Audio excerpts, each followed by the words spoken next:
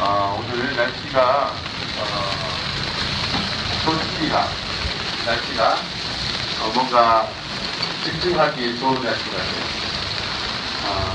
공사 차량들이 이렇게 많이 지금 지나가는데요. 조금 티셔츠를 입었는데 이런 날은 좀 차분하게 제 강원도 들으면서 좀 차분하게 먹혔으면 좋겠는데 유난히 이제 소음이 좀 심한 것 같습니다. 가톨릭 신자인 우리가 누리는 은총, 특권이라면 비신자와는 달리 영적인 세계를 살아간다는 것일 겁니다. 이 영적인 세계에서 우리는 더 가까이 하느님을 만나게 됩니다. 이 영적인 세계도 시간과 장소가 있지요. 우리가 추구하는 영적인 장소는 물론 하느님 나라입니다. 하느님 나라는 하느님께서 직접 다스리시는 나라이죠. 하느님께서 베푸시는 선정이라고 교회는 가르칩니다. 하느님의 자녀인 우리가 머무는 곳이자 또 최종 목적지입니다. 그리고 영적인 시간 역시 하느님의 시간입니다. 비록 우리가 과학적인 그런 발견에 의해서 정해진 표준 시간에 따라서 우리는 생활하고 또 그거에 따라서 계획을 잡곤 하지만 하느님의 시간은 분명 존재합니다. 우리가 흔히 말하는 그분의 때이지요. 아직 때가 되지 않았다라고 이야기할 때도 우리는 하느님의 때를 이야기하는 것일 겁니다. 성경에서도 때가 찾아 예수님께서 말씀하셨다. 때가 찾아 예수님께서 예루살렘에 오르셨다. 이런 표현이 나오죠. 예수님께서는 철저히 하느님의 나라에서 하느님의 때에 맞서 사신 분입니다. 오늘 복음은 예수님께서 유다인들에게 배척을 받고 곧 잡혀가시기 전에 제자들에게 마지막 당부의 말씀을 하신 내용입니다. 사람들이 너희를 내쫓을 것이다. 게다가 너희를 죽이는 자마다 하느님께 봉사한다고 생각할 때가 온다. 예수님께서 그들의 때라고 또 표현하셨는데요. 예수님께서 표현하신 바로 그들의 때, 이때는 그리스도인들을 박해하는 이들, 또 권력자들이 지배하는 때입니다.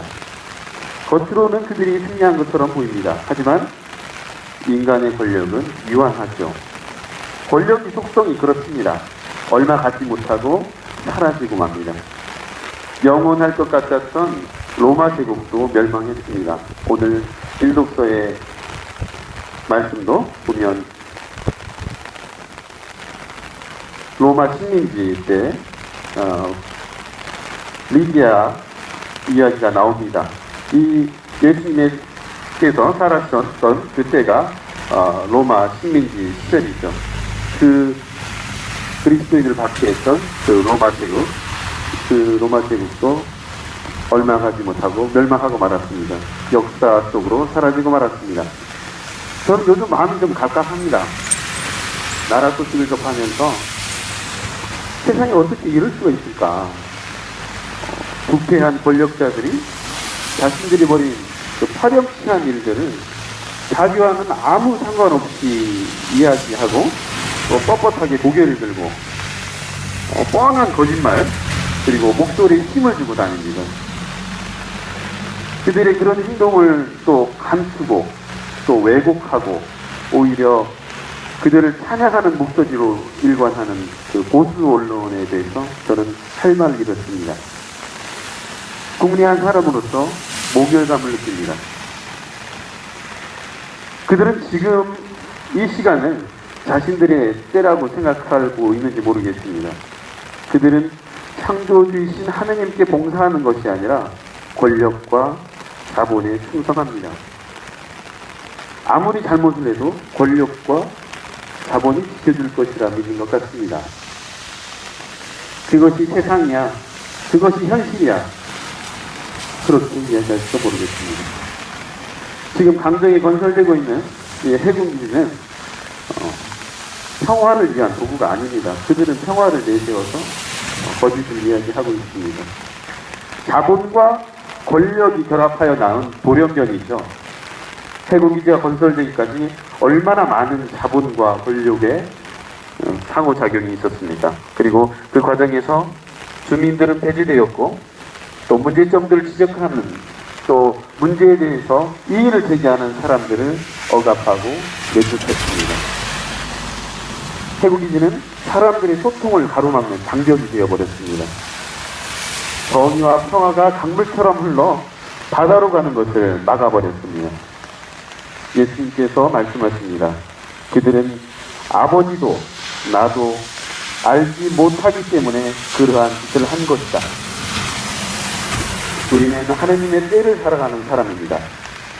이런 세상에 이 암울한 시간에 우리는 예수님의 부활 시기를 지내면서 희망을 노래합니다. 예수님께서 말씀하십니다. 내가 아버지에게서 너희에게로 보낼 보호자 곧 아버지에게서 나오시는 진리의 영이 오시면 그분께서 나를 증언하실 것이다.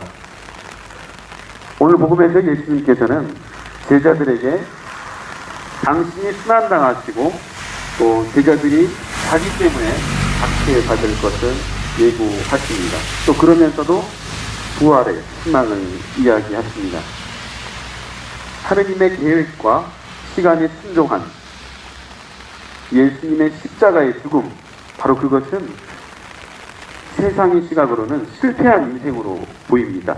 그러나 하느님의 때가 찾아 그분은 부활하셨고 인류를 구원하셨습니다. 보호자, 진리의 영, 곧 성령께서 오셔서 교회를 세우셨습니다. 그리고 제자들은 온 세상에 복음을 전파하고 평화의 노래를 불렀습니다. 우리는 지금 정말 어려운 때를 보내고 있습니다. 하지만 우리는 하느님의 나라에서 하느님의 때를 살고 있습니다.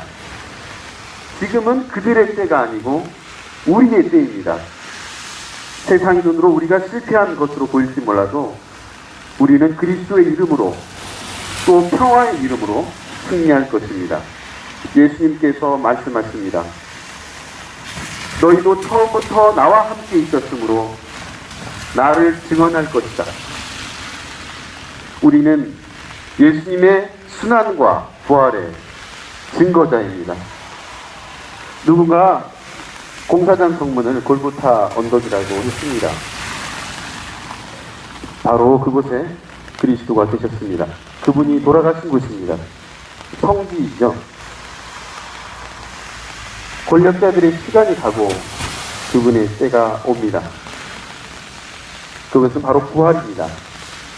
그리고 진리의 영이 우리와 함께 그리스도의 부활을, 그리스도의 평화를 증언할 것입니다. 우리가 겪는 이 아픔들, 또 이 어려움들, 이런 것들 우리의 진리의 영이시고 보호자이신 성령께서 함께 하시고 지켜주시고 용기를 주실 것입니다. 우리가 가는 이 길이 바로 하느님의 때에 하느님의 나라로, 하느님의 나라를 건설하는 바로 그 길인 것입니다. 오늘 말씀 잠시 묵상하시겠습니다. 아멘.